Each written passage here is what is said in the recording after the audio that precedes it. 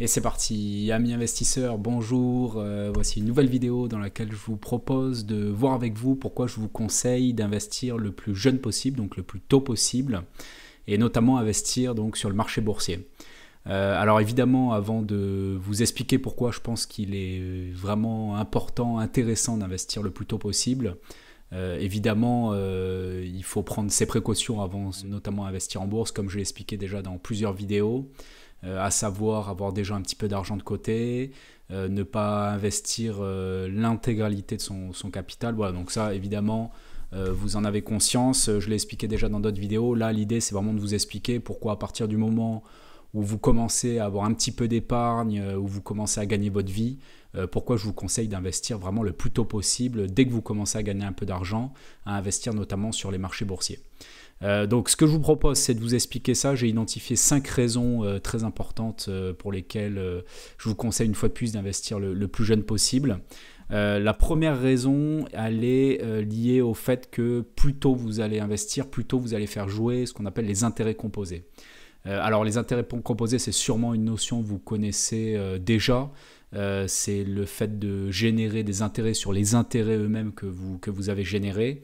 Ce que je vous conseille, c'est pour bien comprendre cette notion d'intérêt composé, c'est de faire un tableau Excel pour que vous puissiez vous-même faire le petit calcul et que vous rendiez vraiment bien compte de ce que ça génère et de la puissance des intérêts composés. Alors moi, j'ai fait un petit tableau, je vais vous illustrer ça pour que vous puissiez bien voir effectivement l'effet que ça a. Et vous allez voir que plus tôt on investit, plus ça a de l'importance. Voilà, donc là j'ai fait un petit tableau où je représente donc les différentes années, la progression d'années au fur et à mesure, le capital initial que vous auriez pu investir, l'épargne mensuelle que vous pouvez investir notamment donc sur le marché boursier et le rendement annuel que vous pouvez espérer. Donc là j'ai par exemple mis un capital initial de 20 000 euros, une épargne mensuelle de 100 euros, on pourrait par exemple monter à 1 000 euros et un rendement annuel on va rester sur du 5% pour commencer. Voilà. Et après, j'ai fait deux calculs. Donc, un calcul des intérêts uniquement sur le capital, donc sans tenir compte des intérêts générés par les intérêts. Et donc, le deuxième calcul qui est le calcul avec intérêts composés. Donc, lui qui tient compte évidemment des intérêts. Voilà. Et donc, en fait, ce qu'on peut comparer, c'est que là, vous avez du coup les deux courbes où on voit d'un côté le capital avec ou sans intérêt composé. Et donc en abscisse le nombre d'années et en ordonnée donc le capital obtenu. Et ce qu'on peut bien voir, c'est qu'au fur et à mesure qu'on avance dans le temps, évidemment les intérêts composés vont avoir leur effet. Et ce qu'on peut voir, c'est que finalement l'effet des intérêts composés prend un certain nombre d'années à vraiment se matérialiser. Jusqu'à une dizaine d'années, on ne voit pas trop la différence. Et vraiment à partir de la 20e année qu'on va avoir un gros décrochage entre le capital sans intérêt composé ou avec intérêt composé. Et la deuxième chose qu'on voit, c'est que plus le rendement annuel que l'on vise est important, plus la partie les intérêts composés vont générer de la puissance. Donc là, j'ai mis un rendement annuel de 5%, mais si par exemple je passe à 10%, là vous voyez que l'écart entre capital sans intérêt composé et le capital avec intérêt composé est beaucoup plus important. Et de la même manière, on le voit quand même après un certain nombre d'années. C'est-à-dire, vous voyez, au bout de 10 ans, on a un capital dans un cas de 226 000 euros et dans l'autre cas de 262 000 euros. Donc, il y a un écart. Mais c'est vraiment à partir de la 20e année à peu près qu'on voit un écart vraiment se creuser, puisque là, on est à 552 000 versus quasiment 900 000 euros. Et plus on avance dans le temps, plus la partie des intérêts composés vont évidemment permettre d'avoir un résultat exponentiel, comme on peut le voir sur la courbe.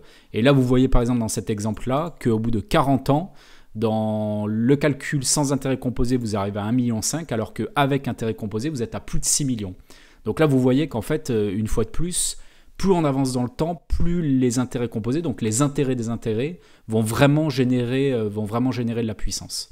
Et ça, c'est avec un rendement de 10%. Et si maintenant je passe à un rendement annuel de 20%, qui est, je vous le rappelle, le rendement qu'a obtenu par exemple Warren Buffett historiquement, vous voyez que là, on arrive à un calcul qui est complètement exponentiel, dans le sens où, vous voyez, au bout d'une vingtaine d'années, alors déjà là, au bout de 10 ans, on commence à avoir une différence puisqu'on passe de 300 000 à 500 000. Au bout de 20 ans, là, la différence, elle est énorme puisqu'on fait quasiment x4 grâce aux intérêts composés. Et alors, au bout de 40 ans, là, il n'y a même plus de comparaison. C'est-à-dire que si on arrive à avoir un gros rendement sur le long terme, la partie intérêt des intérêts va générer beaucoup plus d'argent que les intérêts du capital que l'on accumule au fur et à mesure, hors intérêt composé. Voilà, donc ça c'était juste un petit tableau Excel pour vous illustrer le fait que évidemment les intérêts composés vont avoir une grosse force sur votre capital final obtenu au bout de X années dans vos investissements, notamment boursiers. Et que du coup, il faut évidemment investir le plus tôt possible pour justement se servir de cette puissance des intérêts composés. Voilà. Donc ce que je vous conseille, c'est vraiment de refaire par vous-même ce tableau Excel qui est simple à faire, qui vous permettra vraiment de prendre conscience de la puissance de ces intérêts composés et d'un petit peu mieux comprendre très concrètement comment ça fonctionne. La deuxième raison pour laquelle je vous conseille d'investir en bourse, notamment le plus jeune possible, c'est que ça va vous permettre de réduire les risques. Alors pourquoi réduire les risques? Je vais reprendre un document que je vous avais déjà présenté, à savoir une étude qui a été faite par les études, un institut IEIF, qui présente les performances des différents actifs sur les 40 dernières années. Alors ce qu'on peut voir en fait dans ce document-là, c'est les TRI qu'on obtient en fonction de la durée pendant laquelle on a été investi sur l'actif en question. Donc ce qui est intéressant en fait de voir, c'est que si vous regardez sur le TRI de 10 ans glissant, c'est-à-dire à partir du moment où vous auriez investi, par exemple donc la courbe rouge sur cette slide-là, c'est donc le rendement des actions. Si vous aviez investi à partir par exemple de 1990, au bout de 10 ans, vous auriez obtenu en moyenne un rendement d'un peu plus de 15%.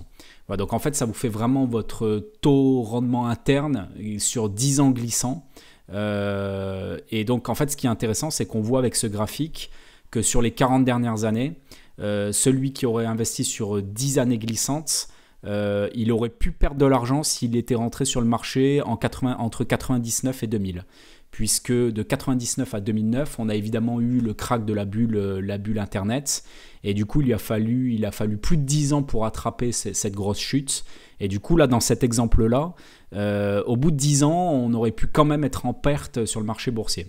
Donc voilà, et là, on voit en fait sur cette courbe-là que depuis les années 70, sur 10 années glissantes, on n'est quasiment jamais perdant, sauf sur cette période identifiée de 99 à 2000. Sinon, sur toutes les autres périodes, sur une durée d'investissement de 10 ans, vous auriez eu un TRI au moins de, on va dire, 5%.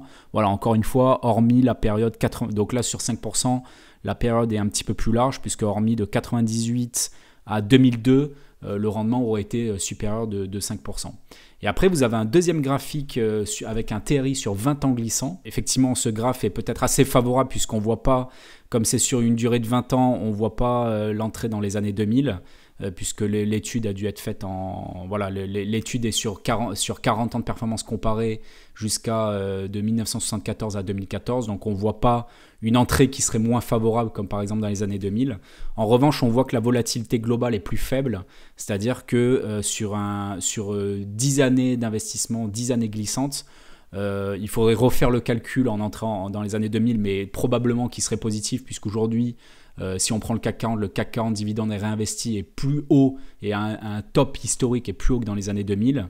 Donc sur 20 années glissantes, n'importe qui aura investi à partir de 1974 aurait été gagnant sur le marché des actions.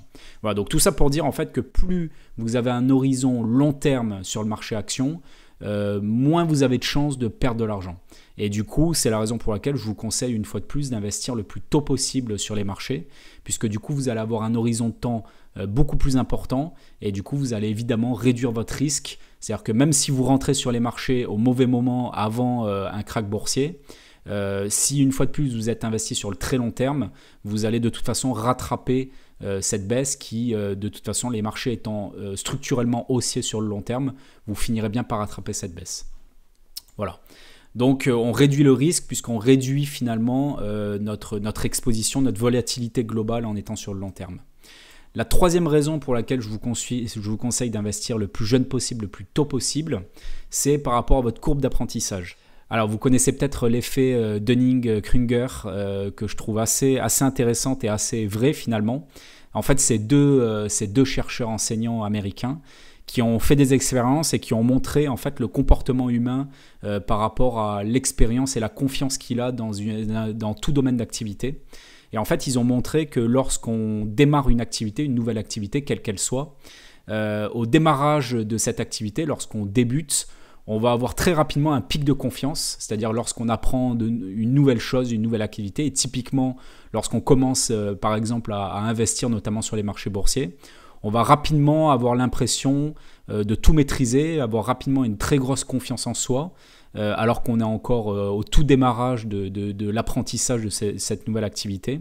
Et il y a un pic de confiance qui peut arriver et qui peut très rapidement retomber, quasiment à zéro. Et en fait, ça, c'est lié à deux choses. La première raison, c'est que finalement, au fur et à mesure où vous allez commencer à apprendre, mais finalement, vous allez rapidement vous rendre compte que vous ne saviez pas grand-chose au démarrage. Et la deuxième raison, c'est que lorsqu'on a un pic de confiance au début, on va du coup prendre beaucoup trop de risques, encore une fois, quelle que soit l'activité. Et du coup, on va rapidement essuyer des gros échecs qui vont nous faire prendre conscience qu'en fait, on ne sait absolument rien sur le domaine d'activité donné. Et du coup, on va avoir une très grosse perte de confiance assez rapidement dans l'expérimentation de cette activité. Et c'est au fur et à mesure où on va développer son expérience qu'on va là reprendre progressivement confiance jusqu'à devenir vraiment expert dans un domaine et où on aura un niveau de confiance, on va dire raisonnable, mais qui sera finalement jamais à 100% parce que quel que soit le domaine d'activité, on sait très bien qu'on n'arrive jamais à avoir une parfaite maîtrise et une parfaite compréhension de son domaine. Voilà, donc c'est un effet qui, à mon avis, s'applique très bien à l'investissement boursier. Et du coup, je vous conseille une fois de plus d'investir le plus tôt possible pour avoir ce pic de confiance finalement assez jeune quand vous n'aurez pas forcément beaucoup de capitaux à investir et finalement développer votre expérience, développer une vraie confiance, mais une confiance qui est justifiée assez tôt finalement quand vous aurez, et du coup quand vous commencerez à avoir un petit peu plus de revenus, ben, vous aurez déjà une expérience suffisamment importante pour investir correctement sur les marchés. Voilà. Et les grosses erreurs, avec un peu de chance, vous les aurez fait dès le début avec de faibles capitaux. Voilà, donc c'est la raison pour laquelle je vous conseille une fois de plus d'investir au plus tôt pour développer vos connaissances le plus vite possible afin d'éviter les grosses erreurs lorsque vous aurez un patrimoine et un revenu plus important à gérer. Enfin, la quatrième raison pour laquelle je vous conseille d'investir tôt sur les marchés, c'est pour développer vos connaissances. Donc ça, je l'avais déjà expliqué également sur une autre vidéo. Je pense que notamment l'investissement en bourse va vous permettre de développer trois types de connaissances très importantes et très intéressantes, quel que soit votre domaine d'activité. Le premier niveau de connaissance que ça vous permet de développer, c'est les connaissances, on va dire, économiques. Ça va vous permettre de découvrir énormément de types de sociétés. Ça va vous permettre de comprendre quels sont les business models, quels sont les secteurs en croissance, les secteurs un petit peu plus en difficulté. Ça va du coup vous donner une vraie culture générale sur le plan économique des marchés sur lesquels vous investissez. La deuxième chose, à mon avis, que vous allez développer, c'est évidemment les connaissances financières. C'est-à-dire que vous allez beaucoup mieux comprendre le marché boursier, c'est-à-dire de quelle manière une société va se financer. Vous allez mieux comprendre les comptes également, parce que moi, ce que je vous conseille évidemment, c'est de faire plutôt de l'analyse fondamentale pour investir. Donc, vous allez être amené à vous intéresser un peu aux comptes de la société et du coup, bien comprendre des bilans, des comptes de résultats, des flux de trésorerie d'une société. Donc, mieux comprendre le système financier d'une société. Et encore une fois, quel que soit le domaine dans lequel vous travaillez, ce sera très intéressant pour vous de bien comprendre ce fonctionnement-là pour mieux comprendre votre environnement de travail, mieux comprendre les décisions qui sont faites par vos dirigeants, etc., etc. Donc voilà, cette connaissance financière va évidemment vous apporter une plus-value même dans votre activité professionnelle. Et enfin, le troisième type de connaissance, je pense que ça vous permet de développer, c'est vraiment plus la psychologie. Vous allez comprendre un petit peu de quelle manière fonctionnent les foules, les secteurs qui sont à la mode, à quel moment les gens vont tous investir simultanément sur des actions un petit peu plus à la mode que d'autres. Et du coup, vous allez voir aussi peut-être la création de bulles et du coup comprendre de quelle manière les gens réagissent. Psychologiquement, ça va également vous faire prendre conscience que, notamment sur le marché boursier, c'est extrêmement dur d'anticiper les choses. Donc, vous allez développer naturellement une vraie humilité par rapport à vos prises de décision. Et ça apporte également sur le plan psychologique une vraie plus-value Donc évidemment, toutes ces connaissances, plus tôt vous les apprenez, mieux c'est, puisque ça pourra vous servir encore une fois dans votre vie professionnelle et également personnelle. Voilà. Et enfin, la dernière raison pour laquelle je vous conseille d'investir le plus jeune possible, c'est que ça va vraiment vous améliorer votre rapport à l'argent. D'une part, ça va vous permettre d'économiser un petit peu dès le plus jeune âge, dès que vous allez commencer à avoir vos premiers salaires pour pouvoir investir cet argent. Et du coup, vous allez être amené à consommer de façon plus optimale. Et enfin, vous allez également du coup mieux comprendre la manière dont on va pouvoir faire travailler son argent et du coup, ça va vous donner une certaine autonomie financière vis-à-vis aussi de si vous êtes salarié de votre employeur. C'est-à-dire, ça va vous permettre de développer un revenu complémentaire. Donc, vous allez avoir un rapport qui sera complètement différent. Pas uniquement un rapport de consommateur vis-à-vis de l'argent, mais également un rapport d'entrepreneur quelque part. J'aime bien dire ça lorsqu'on investit, c'est-à-dire que vous allez vous-même à votre tour faire fructifier votre salaire, vos revenus en investissant. Ce rapport à l'argent est pas quelque chose qu'on apprend naturellement à l'école et du coup le fait d'investir au plus jeune âge va vous permettre de développer ces connaissances et cette manière de pas uniquement avoir de l'argent pour consommer, mais également pour investir et vous développer. Voilà, écoutez, j'espère que cette vidéo a été claire et vous a plu. N'hésitez pas à me poser des questions si vous en avez dans les commentaires. Et puis je vous dis à très bientôt.